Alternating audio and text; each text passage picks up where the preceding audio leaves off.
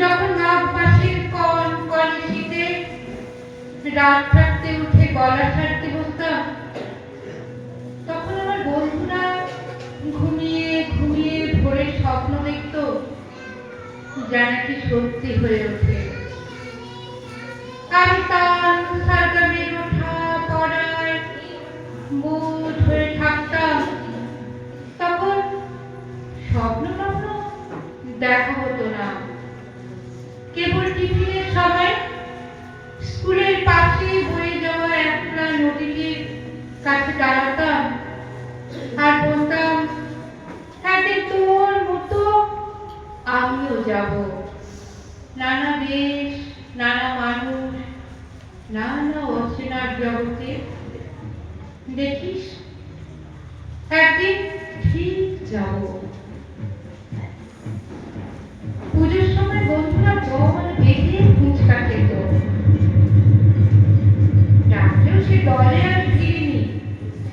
গলার যত্ন, উঁচু ক্লাসে অনেকে বই খাতার ভাগে যখন সিনেমার ছবি, তখন আমার ব্যাকরণ খাতার পেছনের মলাটে দরবারে নতুন তার লেখা,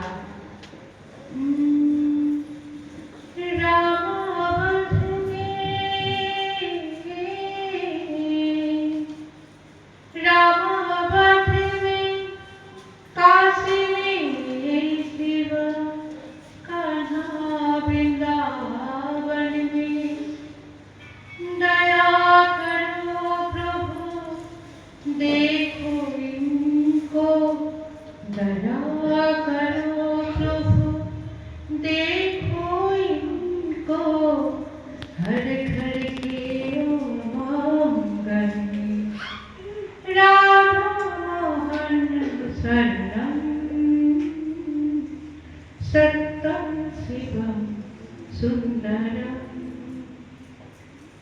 গান আমার হাত ধরে নিয়ে যাচ্ছিল অন্য পথে। অনেক দূর থেকে দেখা যাচ্ছিল অন্য আলো, অন্য আকাশ, অন্য রং। বলে দেখা অপূর্ব আলোর বিকেলে আমার বিয়ে হয়ে গেল। সানায় রঙিন বেনারসি, রজনীগন্ধা, ফুলসজ্জার রাতে বিসমিল্লাহ সাহেবের সানায় বাজছিল জয় জয়ন্তীর আগে। ভারী ইচ্ছে করছিল পাশে শুয়ে থাকা মানুষটার সঙ্গে বন্ধুত্ব করি, জিজ্ঞাসা করি, বলি তো এটা কি রাগ? লজ্জায় জিজ্ঞাসা করা হয়নি। অনেকদিন পর গান যখন আমার হাত ছেড়ে চলে গেছে অনেক দূরে, তখন মানুষটা একদিন বলেছিল, তুমি তো খুব ভালো গান গাইতে পারতে, গাও না কেন? আমি কোনো উত্তর দিই। বিছানায় শুয়ে থাকা নিষ্পাপ শিশুটির দিকে তাকিয়েছিলাম অপলক।